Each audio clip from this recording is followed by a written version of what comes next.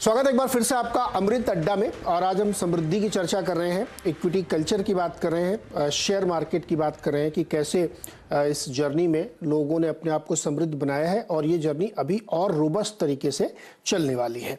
विशाल, हमने कहा था कि हम लोग बिग पिक्चर पे काफ़ी बात की, अब मैं थोड़ा स्पेसिफिक पे जानना चाहूँगा। आपने अपने शुरुआती स्टेटमेंट में एक लाइन कही थी, उसको मैं एक्सप्लोर करूँगा कि क्या नहीं करना है स्पेसिफिकली, वो क्या है, क्या चीज़ नहीं करनी चाहिए? आई थिंक सबसे बड़ी प्रॉब्लम होती है ओवर ट्रेडिंग, जो स्टॉक मार्केट को एक कसिनो समझ के लोग निवेश करते हैं। एक स्टॉक खरीदते हैं, दूसरा बेचते हैं, ये सोचते हैं कि ये काम नहीं करेगा तो दूसरा काम करेगा। सो आई थिंक ओवर ट्रेडिंग जो होती है या ट्रेडिंग जो होती है, स्पेकुलेशन जो होता है, वो इन्वेस्टर्स निवेश ओके, शायद थोड़ा सा कनेक्शन में दिक्कत है। ये सवाल मैं नीलेश सर के। नीलेश सर, एक स्पेसिफिक चीज़ जो आपने इस जर्नी में सीखी है कि जो नहीं करना चाहिए, गड़बड़ हो जाती है, उसको विशाल भाई कंटिन्यू करें अगर आप कनेक्टेड है तो। हाँ, तो पहला चीज ओवर ट्रेडिंग था। सेकंड चीज जो एडवाइस मैं करता हूँ लोगों को, वो है फ्यूचर्स एंड ऑप्शंस, डेरिवेटिव्स में जो लोग पैसा डालते हैं ये सोच के कि पैसा लेवरेज, पैसा बोरो करके पैसा स्पेकुलेट करते हैं, तो वो नहीं करना चाहिए। तीसरा चीज है, आप जिस चीज में निवेश कर रहे हैं उसके बारे में आपको जानकारी होनी चाहिए। अगर आप अपना पैसा निवेश कर रहे हैं तो आपको अपनी बुद्धि यूज करनी पड़ेगी। किसी बोरोड कन्विक्शन या बोरोड टिप पे आप इन्वेस्ट कर रहे हैं, वो नहीं करना चाहिए। तो ये तीन इंपॉर्टेंट थिंग्स हैं जो मैं एडवाइस करता हूँ निवेशकों को नहीं करनी चाहिए। आई थिंक ये अगर ये नहीं करें तो आपका बहुत हो सकता है। नीलेश सर, क्या नहीं करना चाहिए? और इस आधुनिक युग में जहाँ पे इतनी सारी नॉइसेज है, इतनी सारी चीज़ें अगल बगल गुजरती रहती हैं, तो मानवीय प्रवृत्ति होती है, स्वभाव होता है, आदमी उससे प्रभावित हो जाता है। लेकिन चूंकि आपने एक लंबा समय गुजारा इस मार्केट में, तो हमारे निवेशकों को खास तौर पे कि भाई आप वो रिपीट गलती ना करें और अनुभव से सीखें। वेल, नीरज भाई, वैसे तो बहुत सारी चीजें हैं, कुछ चीजें विशाल जी ने बता दी है, बट मैं सिर्फ यही कहूंगा कि एक गुजराती में कहावत है, जितनी चद्दर उतना ही आप पांव फैलाए। ऑब्वियसली इसका हिंदी ट्रांसलेशन उतना अच्छा नहीं आया जितना आना चाहिए। यही है, जितनी चादर उतने पैर फैलाइए। हाँ, अगर आपकी रिस्क प्रोफाइल कंजर्वेटिव है तो आप राहुल द्रविड़ की तरह ही बैटिंग करिए, वीरेंद्र सहवाग मत बनिए। अगर आपकी रिस्क प्रोफाइल एग्रेसिव है तो वीरेंद्र सहवाग की तरह बैटिंग करिए, चेतेश्वर पुजारा बनने की कोशिश मत करिए। अपने आप को पहचानिए, क्या मैं ट्रेडर हूं, क्या मैं इन्वेस्टर हूं, क्या मैं रिस्क टेकर हूं, क्या मैं नॉन रिस्क टेकर हूं। जितनी आपकी फितरत है, जितना रिस्क आप ले सकते हैं, उस तरह से निवेश करिए। सेकंड चीज है कि दूसरों की गलती से अगर सीख ले तो बहुत अच्छा है। कई बार आप दूसरों की गलती से नहीं सीख सकते, कोई बात नहीं, अपनी गलती से सीखिए, बट एटलीस्ट गलतियां दोहराइए मत। ये मार्केट बहुत ही काइंड है, अगर आप एक बार गलती करो तो माफ कर देता है, बार बार गलती करेंगे तो फिर सजा मिलती है। तो अपनी जितनी चादर है उतने ही पांव फैलाइए, जितना रिस्क आप ले सकते हैं उसी हिसाब से आपका पोर्टफोलियो बनाइए। तो जितनी चादर है उतना फैलाइए, यानी बेसिकली रिस्क आप कितना ले सकते हैं, कितना आपके एटीट्यूड में है, वो जानना बहुत जरूरी है। विशाल जी, अपनी रिस्क प्रोफाइल कैसे पहचानते हैं आप? या कैसे लोग बताते हैं कि आपकी रिस्क प्रोफाइल ये हो सकती है? लोग पूछते होंगे आपसे सेमिनार में कि मेरा रिस्क कैसे तय करूं मैं? नहीं, रिस्क समझाना लोगों को बहुत डिफिकल्ट काम है। लोग रिस्क समझते हैं कि पैसा ऊपर नीचे जो डेली मार्केट में जाता है, वॉलेटिलिटी जिसको हम कहते हैं, उसको रिस्क मानते हैं। बट वॉरेन बफेट का जो टिपिकल डेफिनेशन है, जिससे मैं सहमत हूं, वो कहते हैं रिस्क सिर्फ एक चीज है, रिस्क है आपका पैसा परमानेंटली लॉस हो जाए। राइट? सो आप ऐसे निवेश, ऐसे इन्वेस्टमेंट में, ऐसे बिजनेसेस या स्टॉक्स में इन्वेस्ट करते हैं जिसमें जो खराब निवेश है और जिसमें आपका पैसा 100% लॉस्ट होने का चांसेस है, आप उस निवेश में निवेश नहीं करना है आपको। सो वो एक रिस्क है जो आई थिंक इन्वेस्टर्स को समझना चाहिए, एंड वही मैं समझाता हूँ। Risk, that is the only risk, there is no other risk. ये रिस्क है कि जिसको आप को आपको दोहराना नहीं, बेसिकली ये रिस्क प्रोफाइल आपको बना के चाहिए। विशाल, एक छोटा जवाब आपसे आपकी, ये नॉइस कैसे कट करें? व्हाट्सएप पे मैसेज आते हैं, तमाम जगहों से खबरें आती हैं, दिमाग में चलता रहता है कि अरे आज तो ये हो गया, कल ये हो गया, परसों ये पॉलिसी चेंज हो गई। मतलब इतना ज़्यादा कन्फ्यूजन हो जाता है कि बेचारा इन्वेस्टर, ट्रेडर तो ठीक है अपना स्क्रीन चार्ट वार्ट देखेगा, लेकिन ये हमारा निवेशक है ना, उसको समझ में नहीं आता है। मान लीजिए वो खुद ही इस मैदान पे उतर पड़ा, मैं रिसर्च करूंगा, तो ये नॉइस को कैसे कट करें? आई थिंक उसका भी जवाब बहुत सिंपल है। आपने बोला व्हाट्सएप पे मैसेज आते हैं, तो व्हाट्सएप में मत रहिए, आप व्हाट्सएप ग्रुप्स में मत रहिए, आप टेलीग्राम ग्रुप्स में मत रहिए, आप स्टॉक फोरम्स, ऑनलाइन फोरम्स में मत रहिए, आप न्यूज़पेपर्स मत पढ़िए। लोग पूछते हैं न्यूज़पेपर नहीं पढ़ेंगे तो इन्फॉर्मेशन कैसे मिलेगा? आई थिंक ये बहुत डिफिकल्ट है न्यूज़पेपर से इन्फॉर्मेशन लेना। एज जैसा आपने कहा, आजकल नॉइज ज्यादा है। अगर आप डिफरेंशिएट कर सकते हैं क्या नॉइज है और क्या सिग्नल है, मतलब क्या ऐसा इंफॉर्मेशन है जिसका लॉन्ग टर्म शेल्फ वैल्यू है, जिसका महत्व लॉन्ग टर्म के लिए है, अगर आप वो सेग्रीगेट कर सके तो आप न्यूज़पेपर पढ़िए। बट आपको न्यूज़पेपर से कोई अच्छा इंफॉर्मेशन नहीं मिलने वाला है, राइट? जो अच्छा इंफॉर्मेशन आपको अपनी बिजनेस के बारे में चाहिए, जो जरूरी इंफॉर्मेशन आपको चाहिए, वो आपको वैसे भी मिल जाएगा। आज के जमाने में कहीं ना कहीं से मिल जाएगा। सो अगर आप न्यूज़पेपर, सोशल मीडिया, ये सब से दूर रहते हैं या उसको मिनिमली यूज करते हैं, राइट, सेंसिबली यूज करते हैं, तो आपका बहुत बड़ा प्रॉब्लम नॉइज का खत्म हो जाएगा। यह सबसे बढ़िया किताब है एनुअल रिपोर्ट, पढ़ा करें। सबसे इम्पोर्टेंट बात है एनुअल रिपोर्ट पढ़ना। आई थिंक सबसे एक्सपीरियंस इन्वेस्टर से आप पूछेंगे कि अगर आप सिर्फ एनुअल रिपोर्ट पढ़ते हैं, आप 95% या 99% इन्वेस्टर से ज्यादा अच्छे बन सकते हैं, सिर्फ एनुअल रिपोर्ट पढ़ना, और कोई इन्फॉर्मेशन सोर्स नहीं चाहिए आपको। अच्छा, जब मैं जर्नलिज्म सीख रहा था तो हम लोगों के यहाँ ये कहावत कही जाती है कि सबसे अच्छी खबर आपको प्रेस रिलीज में मिलती है, जो कि आज के ज़माने में शायद कोई पढ़ता भी नहीं होगा। वो प्रेस कॉन्फ्रेंस में जाएंगे, 2 सवाल पूछेंगे, अपनी स्टोरी लिखेंगे, लेकिन उस प्रेस रिलीज में खबर छिपी होती है। अगर उसको आप गौर से 2 बार पढ़ लें तो आप बेस्ट स्टोरी लिखेंगे। तो वैसे ही एनुअल रिपोर्ट होती है या पीएनएल स्टेटमेंट है, अगर आप उसको ध्यान से पढ़ें तो उससे ज़्यादा सटीक और ऑथेंटिक जानकारी आपको शायद कहीं नहीं मिलेगी। ये एक पहला लेसन है जो निकल के आ रहा है। प्रबलीन, आपने क्या आपकी जर्नी की सबसे बड़ी सीख थी जो आपने खुद एक्सपीरियंस की हो या किसी के एक्सपीरियंस को अपना बना लिया हो? जरूरी थोड़ी कि हम ही खुद ही ठोकर खा के संभलना सीखें। बिल्कुल बिल्कुल Neeraj, I think as an advisor जब हम लोग दूसरों के साथ इंटरेक्ट करते हैं तो बहुत लोगों के एक्सपीरियंसेस से भी आप बहुत कुछ सीखते हैं, और गलतियां मेरे ख्याल से आप पकड़ लेते हैं कि ये गलती आपने खुद अपने जीवन में नहीं करनी है। क्योंकि हम थोड़ी मिस्टेक्स की बात कर रहे हैं तो कुछ ऐसी चीजें हैं जो मैं लिस्ट आउट करना चाहूंगी। एक तो मेरे ख्याल से नीरज, रिस्क हमेशा एविडेंट नहीं होता। इन्वेस्टर्स को ऐसा लगता है, और शायद हमें भी ऐसा लगता है, कि जो सामने दिख रहा है क्योंकि शायद उतार चढ़ाव है एक एसेट क्लास में, वो ही रिस्की है। बट जो रिस्क है वो साइलेंट भी होता है और वो नहीं दिखता। और आई थिंक इसका सबसे बड़ा एग्जाम्पल उन इन्वेस्टर्स के लिए है जो इनको लगता है कि हम एक conservative fixed income type investment में पैसा डाल दें तो सब ठीक है और सब सेफ है और सब सही रहेगा। पर शायद वो उस रिस्क को नहीं देख पाते हैं कि यहाँ पे इन्फ्लेशन आपके पैसे की परचेजिंग पावर को धीरे से कम कर रहा है, और जो इस हिडन रिस्क को नहीं पहचान पाते। तो आई थिंक ये इंटरेक्शंस के थ्रू एक देखने को और सीखने को मिलता है that risk is not always evident. आपको जरूरी नहीं है जो सामने चीज उतार चढ़ाव होती हुई दिखाई दे वो ही रिस्की है, वो सिर्फ उस एसेट क्लास का एक नेचर है। और ऐसी बहुत इन्वेस्टमेंट्स हैं जो सामने से एकदम जैसे बोलेंगे कि शांत दिखती हैं, पर एक्चुअली में वो आगे चल के आपके लिए बहुत नुकसानदायक हो सकती हैं। सेकंड, मेरे ख्याल से नीरज, जो एक मैं पर्सनल फाइनेंस के पॉइंट ऑफ व्यू से चीज लिस्ट आउट करना चाहूंगी कि आप अपने सिक्योरिटी जो एक बोलते हैं ना, अपना एक कवच पहले पहन लीजिए कि आप अगर इन्वेस्टिंग के उसमें जंप करने वाले हैं, चाहे वो कोई भी एसेट क्लास हो या स्टॉक्स हो डायरेक्ट, या म्यूचुअल फंड्स हो या रियल एस्टेट हो, आप लोन लेने वाले हैं घर का, कुछ भी करने वाले हो, पहले अपने आप को थोड़ा सुरक्षित कीजिए। आपके पास अपना इमरजेंसी कॉर्पस होना चाहिए, आपके पास अपनी लाइफ इंश्योरेंस, हेल्थ कवर्स होने चाहिए, और इन बेसिक चीजों को सेट करने के बाद उसके बाद अपनी इन्वेस्टिंग जर्नी की शुरुआत कीजिए और अपने गोल्स के मुताबिक इन्वेस्ट करिए। हम लोग अक्सर गोल्स को चार्ट आउट नहीं करते हैं, हमें लगता है कि कर रहे हैं हम, अब कुछ ना कुछ तो जा ही रहा है, पीपीएफ में कुछ, ईपीएफ में जा रहा है, हो जाएगा जब टाइम आएगा। लॉन्जेविटी बहुत बढ़ गई है, पहले लोग 60-70 से ज्यादा बिल्कुल नहीं जीते थे, अब लॉन्जेविटी ऑफ लाइफ है।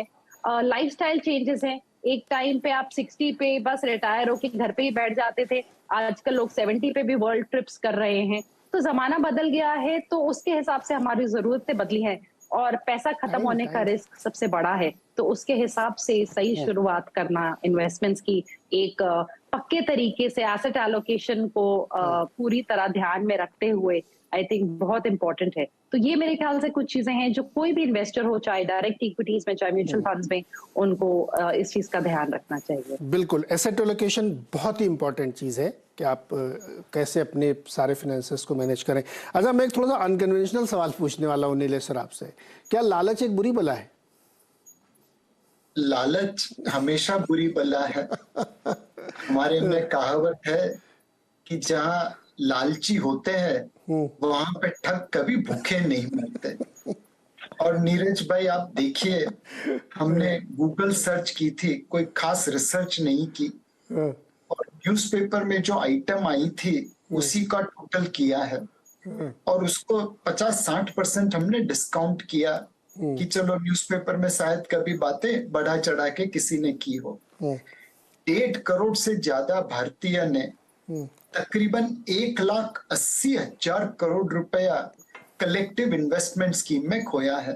कहीं ईमू के नाम पे लेके गए, कहीं टिकवुड के नाम पे लेके गए, कहीं प्लांटेशन के नाम पे लेके गए, कहीं वैसे ही पैसा डबल करने के नाम पे लेके गए। 1.5 करोड़ भारतीय पिछले 10 से 15 सालों में 1,80,000 करोड़ रुपया खो चुके हैं लालच की बला में। तो ये तो मैं दावे के साथ कहूंगा, लालच बहुत बुरी बला है।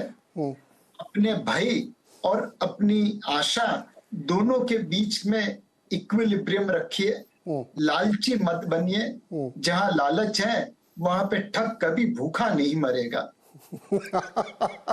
बहुत ही इंटरेस्टिंग बात है। विशाल भाई, क्या फिलॉसफी और म्यूजिक इन्वेस्टिंग में मदद करती है? म्यूजिक का कह नहीं सकता, बट फिलॉसफी डेफिनेटली मदद कर सकती है। जैसे हमने पहले बात की थी कि रिटर्न्स हमारे कंट्रोल में नहीं है, राइट? जो चीजें हमारे कंट्रोल में है उस पर हमें ध्यान देना चाहिए। So I think that is also way of living, right? जिस चीज पे हमारा कोई कंट्रोल नहीं है, हमारा कोई वश नहीं है, उसको छोड़ देना चाहिए और उम्मीद करना चाहिए कि अच्छा रिजल्ट आएगा लॉन्ग टर्म में। जो चीज हमारे कंट्रोल में है उसको कंट्रोल में लेके काम करना चाहिए, उसमें मेहनत करनी चाहिए। सो रिटर्न्स हमारे कंट्रोल में नहीं है, लेकिन हार्डवर्क एज अ इन्वेस्टर हमारे कंट्रोल में है। अच्छे निवेश कैसे ढूंढ सके, लॉन्ग टर्म के लिए कैसे धैर्य से रख सके, वो हमारे कंट्रोल में है, right? So I think philosophy is very important. Western philosophy, Indian philosophy, आप जितना पढ़ेंगे उतना अच्छा रहेगा। म्यूजिक के बारे में बस इतना ख्याल है मेरा कि मन को शांत करता है अच्छा music, not loud music, right? अच्छा म्यूजिक मन को शांत करता है। अब जितना आपका मन शांत और शिथिल रहेगा उतने अच्छे आप थॉट्स रहेंगे, उतना अच्छा में शायद पेशेंस रहेगा, उतने अच्छे शायद फैसले ले सकेंगे। तो जगजीत सिंह ने यही तो किया था, उन्होंने फिलॉसफी को इंस्ट्रूमेंटल कर दिया था, तो बहुत ही शानदार म्यूजिक बन गया वो, और वो हमें पीस ऑफ माइंड देता है और सिखाता है कि आप कैसे बने रहें। प्रवीण, आप खाली समय में जी विशाल कंप्लीट। फिलॉसफी की एक बात आपने की है, तो हरिवंश राय बच्चन जी का एक बहुत अच्छा कविता थी मधुशाला। और उसमें एक बहुत अच्छी 4 लाइनें थी जो मैंने काफी साल पहले सुनी थी और अभी तक याद है, क्योंकि अब मैं उसको रिलेट कर सकता हूँ। पहले समझ में नहीं आती थी क्योंकि मधुशाला वर्ड था। बचपन में हम मदिरालय और मधुशाला की बात नहीं कर सकते थे, अभी भी मैं नहीं करता हूँ, लेकिन इन्वेस्टिंग से बहुत ज्यादा रिलेटेड है। उनमें 4 लाइनें मैं ये कहना चाहता हूँ जिसमें उन्होंने कहा था, मदिरालय जाने को घर से चलता है पीने वाला, किस पथ से जाऊं असमंजस में है वो भोला भाला, अलग अलग पथ बतलाते सब पर मैं ये बतलाता हूँ, राह पकड़ तू एक चला चल पा जाएगा मधुशाला। क्या बात। इन्वेस्टिंग के लिए लेसन है कि अगर आपका प्रोसेस आपको पता है, आपको कैसे निवेश करना है, और जैसे नीलेश जी ने कहा है आप किस तरह के निवेशक हैं, अगर आपको वो सब पता है, मूल मंत्र, आपको बस वो राह को फॉलो करना है बिना भटके। उस राह को अगर आप फॉलो करके लॉन्ग टर्म तक उस राह पे रह सकते हैं, आप भी अपनी मधुशाला या अपना फाइनेंशियल गोल इन्वेस्टिंग में पा सकते हैं। जी तो प्रवीण, दर्शकों को भी शायद पता ही होगा, आप बहुत अच्छी गोल्फर हैं, तो खाली समय में गोल्फ खेलने के अलावा क्या करती हैं आप? किताबें पढ़ती हैं, म्यूजिक सुनती हैं, मूवी देखती हैं, क्या करती हैं? मौका आते ही गोल्फ ले जाने की कोशिश करती हूँ, कब मौका मिलता है। बाकी टाइम या with my son and at home. हाँ जी। ओके अब एकदम हम लोग अंतिम समय में पहुंच रहे हैं इस शो के, तो मैं ये चाहूँगा कि हमारे तीनों मेहमान, हमारे जो समृद्धि के रास्ते में लोग जा रहे हैं, आगे बढ़ रहे हैं, उनको चाहे तो आप एक कोई किताब सजेस्ट कर सकते हैं पढ़ने के लिए, चाहे आप कोई एक वेब सीरीज़ देखने के लिए बोल सकते हैं, चाहे कोई आप एक फिल्म सजेस्ट कर सकते हैं। और ये बिल्कुल ज़रूरी नहीं है कि वो मॉर्गन हाउसल की किताब हो या वॉरेन बुफे की जीवनी लिखी गई हो, कुछ भी हो सकता है। वो गुनाहों का देवता हो सकता है, वो राग दरबारी हो सकता है, वो मिर्ज़ापुर की सीरीज़ हो सकती है, एनीथिंग जो आपको लगता है कि आपके लिटरल रीडिंग या आपके दिमाग को खोलने के लिए ज़रूरी है। नीलेश सर, पहले आपसे। मैं तो यही कहूंगा कि सामने समंदर पड़ा है, एक बाल्टी पानी क्यों लेना, पूरा समंदर पीने की आशा रखिए। और मतलब एक महाभारत का किस्सा कहता हूं जो दिखाता है कि हमारी जो सांस्कृतिक धरोहर है उसमें से जो फिलॉसफी आती है वह स्टॉक मार्केट में भी काम कर सकती है। महाभारत के युद्ध के समय कृष्ण भगवान दुर्योधन के खेमे में जाते हैं और उसे युद्ध ना करने की सलाह देते हैं। दुर्योधन नहीं मानता। भगवान कृष्ण के लाख समझाने के बावजूद दुर्योधन धर्म के रास्ते पे चलने से मनाही कर देता है और फाइनली वो भगवान कृष्ण को कहता है, जानामि धर्मम नच में प्रवृत्ति, जानामि अधर्मम नच में निवृत्ति। ओ भगवान कृष्ण, आप मुझे ये मत बताइए गलत क्या है, धर्म क्या है। मुझे मालूम है बट मैं धर्म को फॉलो नहीं कर सकता और अधर्म को छोड़ नहीं सकता। सारे इंसान में कहीं ना कहीं एक दुर्योधन बैठा हुआ है। हर निवेशक को पता है लॉन्ग टर्म इन्वेस्टमेंट करना है, रेगुलर इन्वेस्टमेंट करना है, डिसिप्लिन एसेट एलोकेशन करना है, बट ये दुर्योधन आपको सही रास्ते पे नहीं चलने देता। तो जो मिल सके वो पढ़िए। सामने समंदर पड़ा है, पूरे समंदर को पीने की आस ज्ञान के लिए रखनी चाहिए। विशाल सर, आप क्या सजेस्ट करेंगे पढ़ने लिखने सुनने के लिए? नहीं, मैं नीलेश जी से कंप्लीटली सहमत हूँ। जो सामने रखा है, जो समंदर आपके सामने है उसको पूरा लीजिए। एक बकेट से कुछ नहीं होगा। फिर भी अगर आप एक किताब चाहेंगे तो आई थिंक मेरे लिए सबसे ऊंची जगह पे है भगवत गीता, राइट। और उसका बहुत इंपॉर्टेंट लेसन जो सबको पता है, कर्म कीजिए फल की चिंता मत कीजिए। आई थिंक वो इन्वेस्टिंग में बहुत इंपॉर्टेंट है। आप अपना काम कर सकते हैं, फल की चिंता मत कीजिए। दो वॉरेन बफेट कहते हैं कि वो कर्म भी एंजॉय करते हैं और फल भी एंजॉय करते हैं, वो बहुत अच्छी बात है, राइट। बट फल की अपेक्षा मत कीजिए, आप सिर्फ अपना काम कीजिए। सो भगवत गीता। अगर अच्छा कर्म करेंगे तो फल तो अच्छा होगा ही। प्रबलीन, आप कुछ सजेस्ट करेंगी? या देखिए, गोल्फ तो सब लोग खेल नहीं सकते हैं तो उसके अलावा कुछ बताइए। नहीं, पर मैं एक लेसन है, लाइफ लेसन है नीरज, जो आई थिंक हमें गोल्फ सिखाती है। उसमें एक बड़ा फेमस कोट है जिसको कहते हैं, forget your opponents, always play against par. यानी कि जब आप खेल रहे हैं आप भूल जाइए कि आपके साथ कौन कैसे खेल रहा है। एंड आई थिंक ये लाइफ में भी बहुत इंपॉर्टेंट है, स्पेशली जहां हमारे गोल्स रिलेटेड हैं। आप दूसरों को मत देखिए, हर की जर्नी अलग है। आप अपने आप को बेटर करने पे फोकस करिए। So you have to play against the par. आप उसको एक अपना बेंचमार्क बना के चलिए लाइफ में। अपनी इन्वेस्टमेंट जर्नी में, अपनी निजी जिंदगी में ध्यान दीजिए, अपने आप को इम्प्रूव कीजिए, अपने करियर में अपने आप को बेटर कीजिए। एंड फोकस अपने गोल्स को पाने पे होना चाहिए। आपके पड़ोसी ने अपना गोल पाया, कैसे पाया, उस पे नहीं। हर इंसान की जर्नी यूनिक है एंड इन्वेस्टमेंट जर्नी तो उससे ज्यादा यूनिक है। सो आई थिंक फोकस जो है वो अपने पे एंड अपने गोल पे, अपने फाइनेंशियल गोल्स पे। बिल्कुल, लक्ष्य पे आपकी नज़र होनी चाहिए और आपको उस मछली की आंख दिखनी चाहिए। उसके लिए आप कुछ भी पढ़ें, कुछ भी सुने, आवाज़ अड्डा का ये शो देखें जिसमें इतनी सारी ज्ञान की बातें की गई हैं। जैसे भी और अपने लक्ष्य को हासिल करने के लिए उसकी तरफ बढ़ें, ईमानदार कोशिश करें और मेहनत से कोशिश करें तो कुछ भी मुश्किल नहीं है और समृद्धि के रास्ते पर आप आगे बढ़ सकते हैं। मेरी तरफ से सिर्फ एक ही है कि हेल्थ पे ज़रूर ध्यान दीजिए, क्योंकि लाइफ को एंजॉय करने के लिए फिट रहना बहुत ज़रूरी है। तो आप उसके लिए जो भी कर सकते हैं, व्यायाम करें, घूमें फिरें या जो भी करें, लेकिन हेल्थ पे इन्वेस्टमेंट करिए, समय दीजिए अपने शरीर को, बहुत ज़रूरी है। बहुत बहुत शुक्रिया सर आप सभी लोगों का हमारे साथ जुड़ने के लिए। और इस अमृत अड्डा में लोगों को कुछ कुछ अमृतपान कराने के लिए। बहुत बहुत शुक्रिया हमारे साथ जुड़ने के लिए।